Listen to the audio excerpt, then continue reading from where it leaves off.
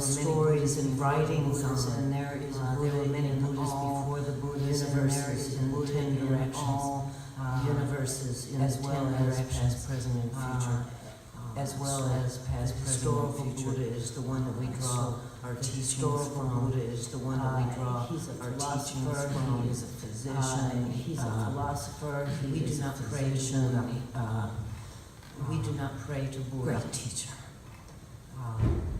Great teacher. Buddhism, I believe, this is Buddhism, my belief, became a religion because it takes faith. Became a religion because it takes faith that doing good deeds, avoiding undoing good deeds, and doing good deeds for the benefit of all people, and doing good deeds for the benefit of all people, and the entire universe in the 10 directions is worthwhile. And the practice is not easy because when we sit in Zazen, it's not easy sitting in Zen, meditation. So when we sit meditation, whether it's on a cushion like so when we sit meditation, whether it's on a cushion like or in a chair or on a kneeling bench, however we sit, or in a chair or on a kneeling bench, or however we sit, scientific point of view, if you will, the resonating magnetic energies that we give off from the activities in the cells of our bodies begin to support and benefit even those of us that are sitting together right here this morning. That's the beauty of Sangha, which is our word for congregation. Sangha means harmonious community of way seekers, and I'd say this is certainly one of those. The Buddha is a great physician. He said, there is suffering. Best now to accept that there is suffering. Look for the source of the suffering and put it down. And follow the Eightfold Noble Path. So he starts out with, oh yeah, there's the bad stuff. And winds it up with, oh yeah, don't have to stay there if you don't want to. Now when he talks about suffering, he's not talking about the pain that I will soon have in my right arthritic knee. He's talking about the suffering that arises from an essence that makes us human. And that essence is a desire. You know, we find ourselves grouping according to likes and dislikes. So when he says suffering, he's not talking about the pain in my arthritic knee. He's talking about the suffering of the emotions that come from opinions and attitudes and fixed beliefs, fixed identities of who we are. Am I still, is this covering? You're good. You're good. You're good. Okay. So he's asking us to let go. Literally let go of our fixed identity, our fixed beliefs, and be open. To be open to, if you will, all healing forms, all ways of sharing love, all ways of being together, all ways to benefit the universe and the beings that dwell within it. He says there's 3 types of desire. In Sindhi speak, you know, in San Francisco Zen Center doesn't use the term sensei, they use roshi. Mm. And in the years of my practice and travels, the abbot under whom I study now, his teacher uses the word sensei. So I had to kind of let go of my fixed idea of what that meant. Good practice for me. The first of the realm of desire is wanting things to stay the same. We can call that greed because, you know, we want more of it and and it's ours, and it doesn't belong to anybody else, and it's what I want. That's the birthplace of don't you dare take it from me. That's the birthplace of fear. You following me? Does that make sense? The other, the second is wanting things to be different.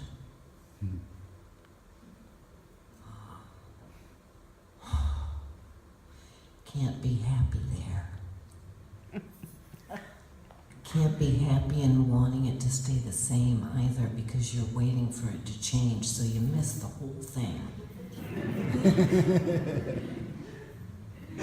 And if it's really good and you try to grab onto it, and in Buddhism we call that attachment, if you really wanted to stick around and grab onto it, watch it disappear. That goes for relationships, that goes for politics, that goes for neighbors, that all of these things. Buddhism doesn't have a dogma. Doesn't tell you what to think. It asks you, this is another way of what you were saying, and to notice what you're thinking. And is it benefiting self and other? Is it benefiting the universe? To pay attention to that. Now, I personally can attest to the fact that I can wish things were different and want things to stay the same at the same time. I don't think it's a spectacularly difficult skill. I can also do the third form of desire at the same time. I can juggle. My third form of desire is wanting to be better than I am now, in some form or other. Whether it's more spiritual or open, younger.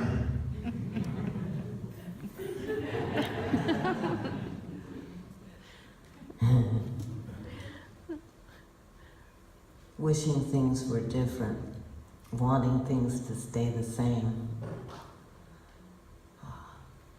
Forms of desire. And so when I first started practicing Buddhism, I didn't know I was. I was a little child, and I was probably about 5 when I was able to walk. And the safest and most loving and comfortable place for me in my childhood was in the woods up in Ohio. And I would sit by the river. That was my form of meditation, I have to admit, when I asked you to close your eyes while I put my robes up onto this chair, I used to lift the lid up off of the, what is that plant? Jack in the Pulpit. Oh, yeah. I'd peek at him. I'd say, sorry. But that's where my practice began, was in the forest, and that's very Tao, and the historical Buddha, Shakyamuni Buddha, his lifespan was in the midst of many still continuous and strong and wonderful spiritual paths.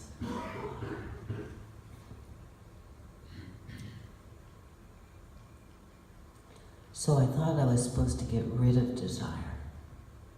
Desire must be a really bad thing. But actually what I have come to find out is that it is the essence of who we are. Every single decision that we have ever made or ever will make is going to be based on desire. Do I like it? Do I not like it? Or we can take the path of not making a decision and saying, neutral. But really and truly, it comes down to what we eat every day, when we go to bed at night, who we are with, how we practice. So how do we work with this desire that can cause suffering? Because he is teaching us that this desire can cause suffering. The Buddha suggests that we allow our desire to be funneled toward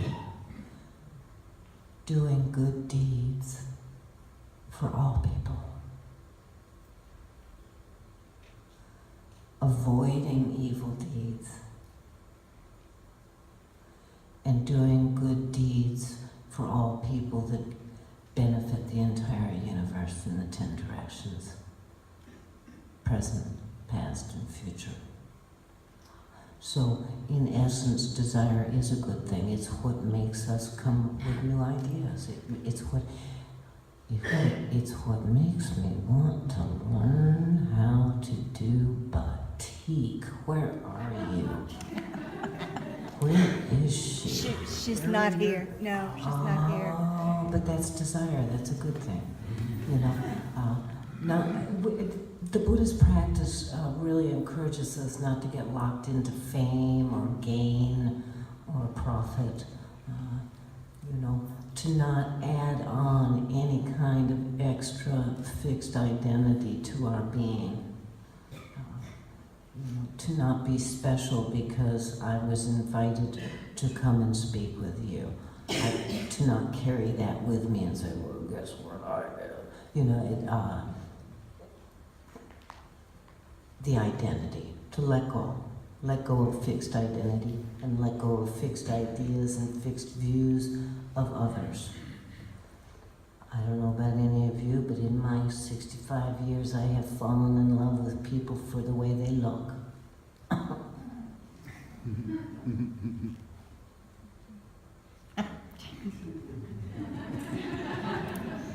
Just saying.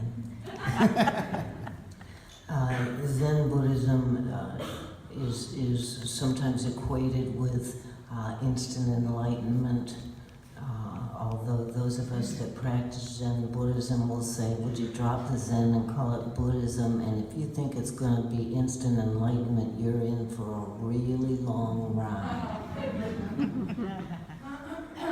When we sit zazen, za meaning sit, Zen meaning meditation, in silence, in upright, immobile posture, the volume of the babble in the brain turns up.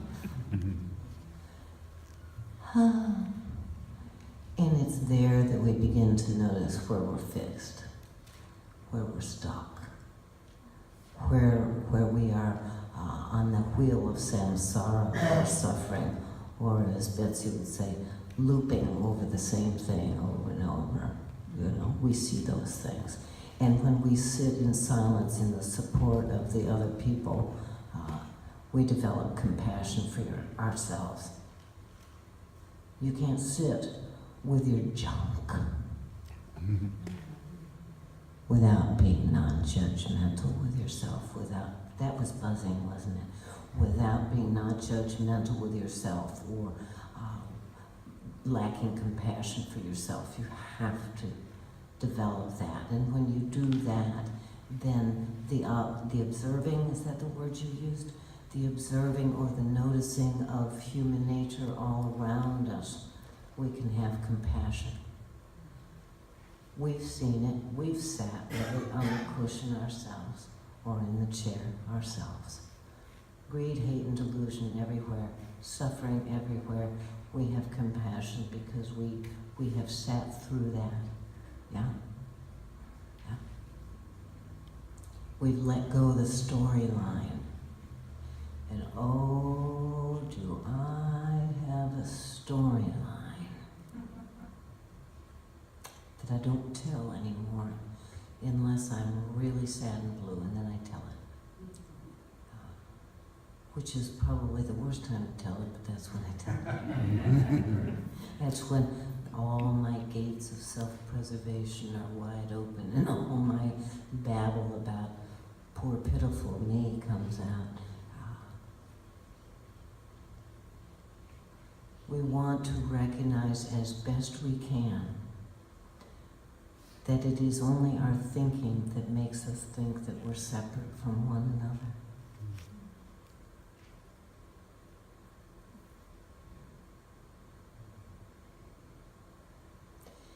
And understanding that we are one in this life experience has an impact on how we view our life, how we participate with our life, what our livelihood is going to be, what our actions are going to be, what our speech is going to be. Is it going to be in the benefit of all beings throughout the entire universe in the 10 directions? Now, if you believe in instant enlightenment and instant zen, do all of those at the same time and make a good decision.